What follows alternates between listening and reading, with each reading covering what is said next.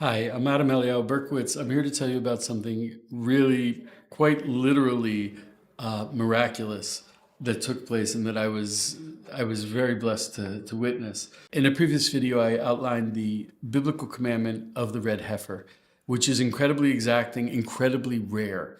As I said, from the time of Moses until the destruction of the temple, there were a total of 9 red heifers, and the 10th one is supposed to prepare Israel to greet the Messiah. So one day, my boss, Rabbi Tully Weiss, called me and said, "Tomorrow you're going to the airport." And I said, "Why?" He said, "The red heifers are arriving."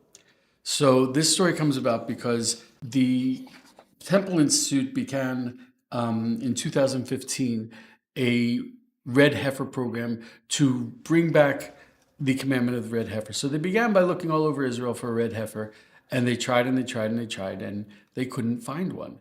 It has to be entirely red with only one, but no more than one, non-red hair on its entire body. And they could not find one. So they turned to the nations, and there was an amazing organization called Bona Israel, which was a collaborative effort of Jews and Christians together to search for this red heifer. And Bona Israel put out advertisements in Ranchers magazine all over Texas, asking ranchers to keep an eye out for red heifers. And in 2021, I believe it was, a rancher responded and said he had 5 red heifers born. Now, the problem is that putting in an ear tag is required by law, but it also constitutes a blemish that renders it unsuited.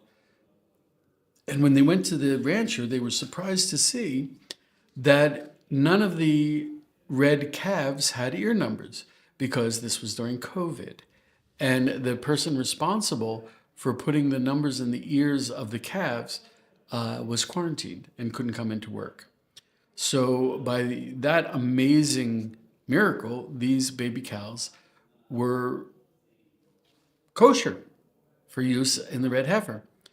And the rabbis flew to Texas, the rabbis from the Temple Institute, and they inspected these very young cows, less than, I believe at that time they were probably about 6 months old, and they were perfectly red, not a single non-red hair on their body. Now, then the problem became to transport them to Israel. And Bona Israel took this on. Under the auspices, I should certainly mention Byron Stinson, a very dear man I love and respect so much. Byron went to the great effort to present Israel with red heifers in order to pave the way for the third temple. And to transport, it was technically illegal to transport farm animals from America to Israel. So they got permits under the heading of being pets, being domesticated pets, which they clearly weren't, but that's the forms they filled out. And they couldn't transport them by sea because that's very difficult, very hard on the animals. So they were going to air transport them. But then they had to figure out how to put a number on them. They couldn't put in the ear tags, but they had to be identifiable. So the rabbis figured out a place on the calf's body that you could insert an RFID chip, and it would not leave a blemish. It would not leave a mark. So that's what they did. And in August, I believe it was late August or early September, it was a hot day. I was standing at the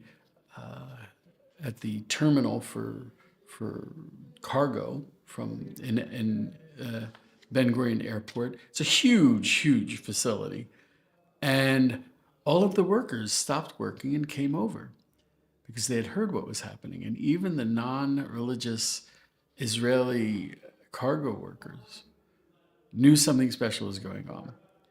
And this huge crate containing 5 cows was brought over on a big forklift, and they opened the door, and these beautiful small red animals got on the truck. And I have to say, I worked with raising baby cows in a dairy on a kibbutz for 5 years, and I'm well familiar with cows, and these were very special.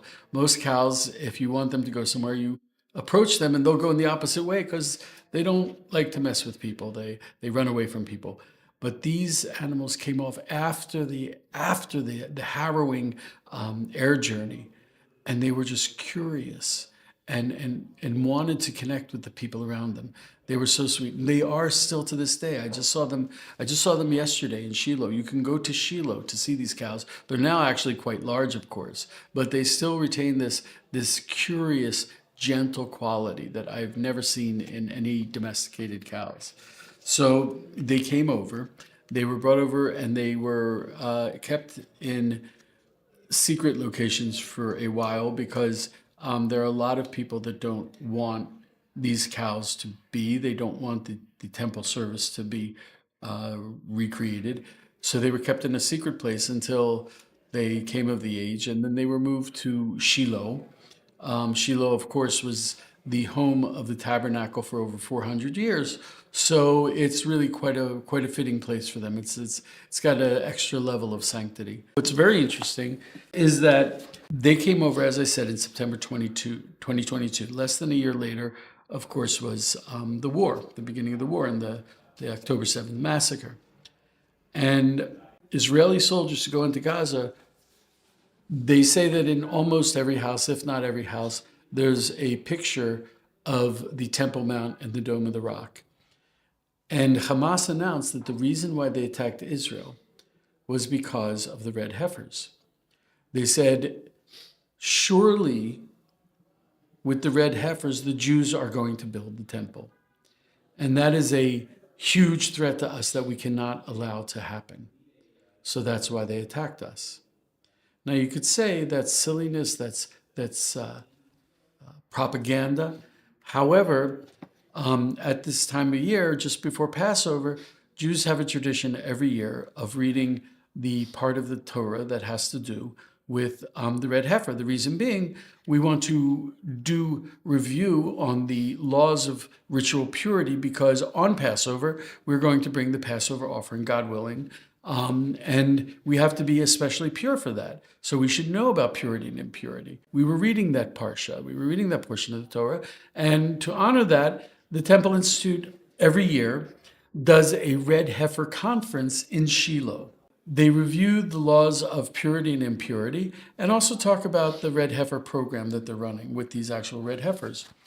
And they put out a flyer on the internet, on social media, to announce the conference. Hezbollah took that flyer and put it up on all their social media. And since Hezbollah is in Lebanon and they don't speak Hebrew and they don't understand the Hebrew flyer, they said, oh, this is the Jews announcing that they're going to sacrifice to the red heifer. We have to attack them. So Hezbollah doubled down on all their attacks because of the red heifer. And my attitude is, first of all, as a Jew, I don't get to pick and choose which commandments I do. If there's an opportunity or any kind of opening to do the red heifer, Jews are required to do it. I should emphasize, this would not require going up to the Temple Mount. The red heifer's ceremony, which is not a sacrifice. The red heifer is not a sacrifice. It is a ceremony in order to produce ashes that are used to purify.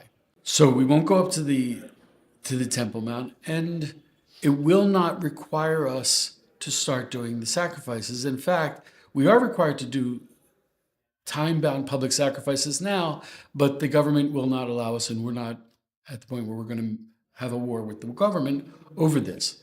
But we will not be required to start the Temple Mount service because of the red heifers. That's not what they mean.